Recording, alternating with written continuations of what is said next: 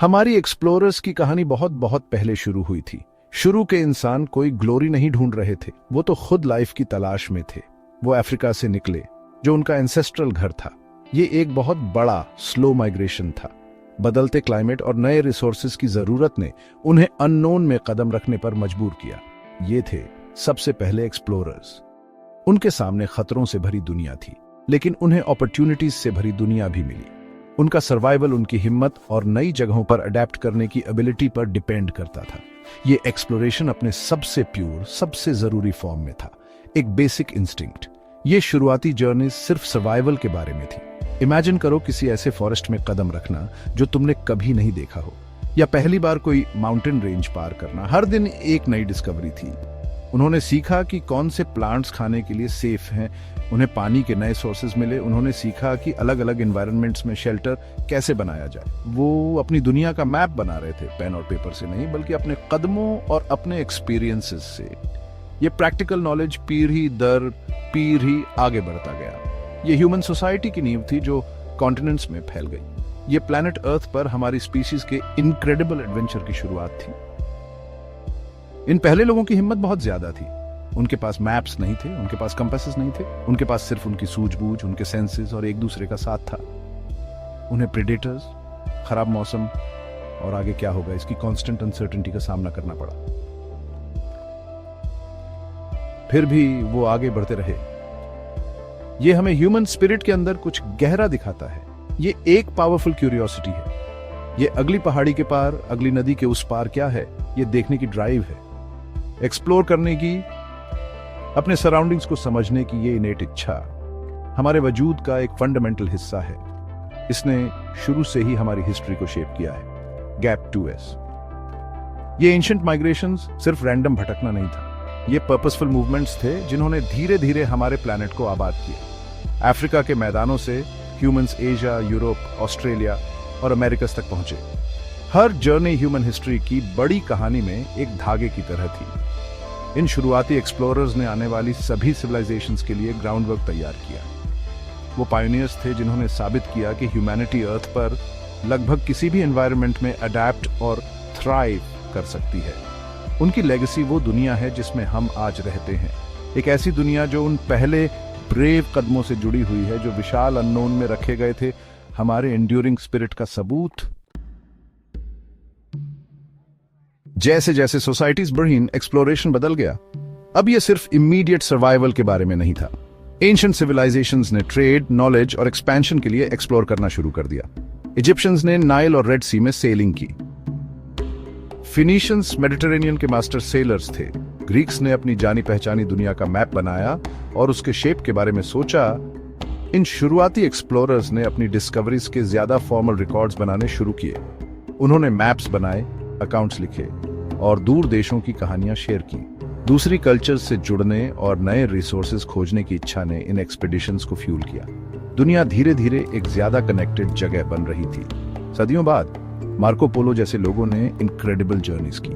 13वीं सदी में उन्होंने वेनिस से एशिया के दूर दराज इलाकों तक ट्रैवल किया। सिल्क रोड पर कुबलाई खान के दरबार तक की उनकी जर्नी एस्टोनिशिंग थी। उन्होंने कई साल चाइना में बिताए। जब वो लौटे तो ईस्ट के बारे में उनके अकाउंट्स ने यूरोप को फैसिनेट कर दिया। उन्होंने इनक्रेडिबल वेल्थ, एडवांस्ड सिटीज और अनफेमिलियर कस्टम्स के बारे में बताया। उनकी किताब the travels of Marco Polo ने एक्सप्लोरर्स और ट्रेडर्स की पीढ़ियों को इंस्पायर किया। इसने एक ऐसी दुनिया के लिए खिड़की खोली जो पहले सिर्फ एक रूमर थी, जिसने क्यूरियोसिटी जगाई और विशाल दूरियों के पार कनेक्शन की इच्छा पैदा की। फिर 15वीं सदी के आखिर में क्रिस्टोफर कोलंबस आए।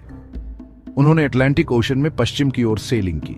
उन्हें उम्मीद थी कि एशिया के लिए एक नया सी रूट मिलेगा। इसके बजाय उन्हें अमेरिकस मिला, यूरोपियंस के लिए एक न्यू वर्ल्ड। ये वॉयज हिस्ट्री में एक टर्निंग पॉइंट था। इसने यूरोप और अमेरिकस के बीच सस्टेन्ड कांटेक्ट की शुरुआत की। हालांकि उनके आने के इंडिजिनस पॉपुलेशंस के लिए कॉम्प्लेक्स और अक्सर डेवस्टेटिंग कॉन्सिक्वेंसेस हुए। इसने अनडिनायबली दुनिया का नक्शा बदल दिया। इसने महान ओशियानिक वॉयजेस के एक युग की शुरुआत की, जब नेशंस नए टेरिटोरीज को एक्सप्लोर करने और क्लेम करने के लिए कंपीट करने लगे। इन वॉयजेस ने कई सोसाइटीज के लिए जानी पहचानी दुनिया को ड्रामेटिकली एक्सपैंड किया। शिप्स ने विशाल ओशंस पार किए। कार्टोग्राफर्स ने नए कोस्ट लाइन्स और कॉन्टिनेंट्स के साथ अपने मैप्स को अपडेट करने के लिए कड़ी मेहनत की। चीजों का एक बड़ा एक्सचेंज हुआ। नए फूड्स, प्लांट्स और एनिमल्स कॉन्टिनेंट्स के बीच मूव हुए। आइडियाज और टेक्नोलॉजीज ने भी ट्रैवल किया। अनफॉर्चुनेटली बीमारियां भी फैली जिनके भयानक इफेक्ट्स हुए, लेकिन दुनिया अनडिनायबली ज्यादा इंटरकनेक्टेड हो रही थी। सेल्स और डेयरिंग सी कैप्टन्स के युग ने प्लैनेट के बारे में हमारी अंडरस्टैंडिंग को बदल दिया। मैप पर खाली जगहें भरने लगीं, जिससे हमारी दुनिया का असली एक्सटेंट सामने आया। 18वीं और 19वीं सदी में इंडस्ट्रियल रेवोल्यूशन ने बड़े चेंजेस लाए। नए इन्वेंशंस ने बदल दिया कि ह्यूमंस कैसे एक्सप्लोर कर सकते थे। स्टीम इंजन्स ने शिप्स को पावर दी जो सेलिंग वेसल्स से ज्यादा तेज और रिलायबली ट्रैवल कर सकते थे। वो हवा पर डिपेंडेंट नहीं थे। रेल रोड्स ने कॉन्टिनेंट्स को पार किया, उन अंदरूनी इलाकों को खोल दिया जहां पहुंचना कभी मुश्किल था। इन टेक्नोलॉजीज ने दुनिया को छोटा बना दिया। एक्सप्लोरेशन ज्यादा सिस्टमैटिक और साइंटिफिक हो गया। लोगों और इक्विपमेंट को ज्यादा एफिशिएंटली ट्रांसपोर्ट करने की एबिलिटी ने डिस्कवरी की एक नई लहर को फ्यूल किया। अर्थ पहले से कहीं ज्यादा एक्सेसिबल लगने लगी। एक्सप्लोरेशन ने ज्यादा साइंटिफिक कैरेक्टर ले लिया। एक्सपीडिशन सिर्फ ट्रेड या टेरिटरी के लिए नहीं, बल्कि नॉलेज के लिए लॉन्च की गई। साइंटिस्ट ने प्लांट्स, एनिमल्स, जियोलॉजी और अलग अलग कल्चर्स को स्टडी करने के लिए वॉयजेस ज्वाइन किए। HMS बीगल पर चार्ल्स डार्विन की जर्नी एक फेमस एग्जाम्पल है। गलापागोस आइलैंड्स जैसी जगहों पर उनके ऑब्जर्वेशन से उनकी थ्योरी ऑफ एवोल्यूशन बनी।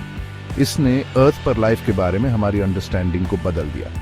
एक्सप्लोरेशन अब डेटा कलेक्ट करने, नेचुरल प्रोसेसेस को समझने और हमारे प्लैनेट की हिस्ट्री को जोड़ने के बारे में था।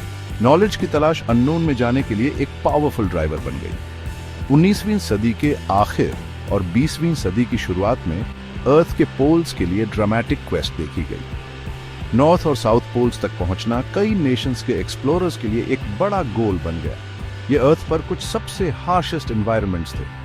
एक्सपीडिशंस को एक्सट्रीम कोल्ड, डेंजरस आइस और इनक्रेडिबल हार्डशिप का सामना करना पड़ा। रोल्ड अमुंडसेन और रॉबर्ट फाल्कन स्कॉट जैसे लोगों ने इन फ्रोजन फ्रंटियर्स में टीम्स को लीड किया। उनकी कहानियां इनक्रेडिबल एंड्योरेंस, ब्रेवरी और कभी-कभी ट्रेजेडी की दास्तां है। ग्लोब पर इन आखिरी अनटच्ड पॉइंट्स तक पहुंचना एलिमेंट्स के खिलाफ ह्यूमन डिटर्मिनेशन की जीत थी। 20वीं सदी की शुरुआत तक अर्थ के ज्यादातर लैंड मैसेस मैप किए जा चुके थे। कोस्टलाइंस पता चल चुके थे। बड़ी नदियों को ट्रेस किया जा चुका था। लेकिन एक्सप्लोरेशन का स्पिरिट मरा नहीं। इसने बस अपना फोकस बदल लिया। नए फ्रंटियर्स बुला रहे थे। गहरे ओशंस काफी हद तक एक मिस्ट्री बने रहे। हमारे ऊपर का आसमान पहले एयरप्लेन्स द्वारा जीता जाना अभी शुरू ही हुआ था। एक्सप्लोर करने की, बाउंड्रीज को पुश करने की इनेट ह्यूमन डिजायर अभी भी जिंदा थी। ह्यूमैनिटी अर्थ की सरफेस से आगे देखने और गहरा गोता लगाने और ऊंचा उड़ने के लिए तैयार थी। 20वीं सदी ने एक्सप्लोरेशन में एक मॉन्यूमेंटल लीप देखा। ह्यूमंस एयरप्लेन्स से आसमान में उड़े। इसने नए पर्सपेक्टिव्स खोले और रिमोट एरियाज को ज्यादा एक्सेसिबल बनाया। लेकिन सबसे बड़ा नया फ्रंटियर स्पेस था। यूनाइटेड स्टेट्स और सोवियत यूनियन के बीच कोल्ड वॉर ने स्पेस रेस को फ्यूल किया। इस इंटेंस कंपटीशन ने टेक्नोलॉजिकल डेवलपमेंट को अनप्रेसिडेंटेड रेट पर एक्सेलरेट किया। अचानक अर्थ के एटमॉस्फेयर से आगे पहुंचने का सपना एक टैंजिबल रियलिटी बन गया।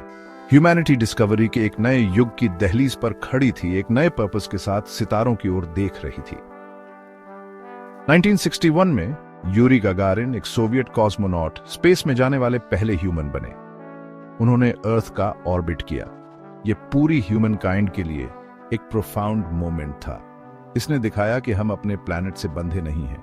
बस कुछ साल बाद 1969 में नासा के अपोलो 11 मिशन ने एक और हिस्टोरिक माइलस्टोन हासिल किया।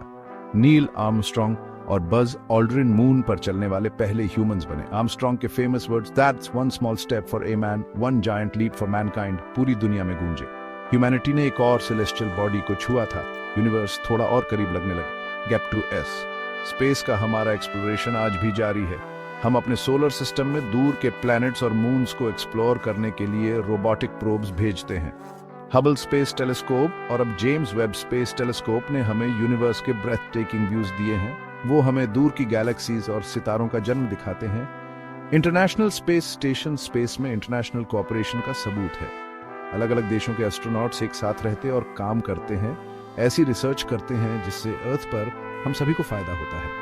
हम अपने कॉस्मिक नेबरहुड और उसमें अपनी जगह के बारे में लगातार और सीख रहे हैं। एक्सप्लोरेशन का फ्यूचर और बाहर की ओर इशारा करता है, जिसमें मार्स एक प्रोमिनेंट गोल है। कई स्पेस एजेंसीज और प्राइवेट कंपनीज रेड प्लैनेट पर ह्यूमंस भेजने के लिए मिशंस प्लान कर रही हैं। सपना है कि वहां ह्यूमन प्रेजेंस एस्टैब्लिश की जाए, शायद एक कॉलोनी भी। ये हमारी रिलेंटलेस क्यूरियोसिटी, नॉलेज की तलाश और शायद हमारी स्पीशीज के लॉन्ग टर्म सर्वाइवल से ड्रिवन है। चैलेंजेस बहुत बड़े हैं, लेकिन ह्यूमन स्पिरिट ऑफ एडवेंचर भी उतना ही बड़ा है। अफ्रीका से निकले उन पहले कदमों से लेकर मार्स पर पोटेंशियल कदमों तक हमारी एक्सप्लोरेशन की जर्नी एक एंडलेस क्वेस्ट है, जो ब्रेवरी और अननोन को जानने की इनसेशबल डिजायर से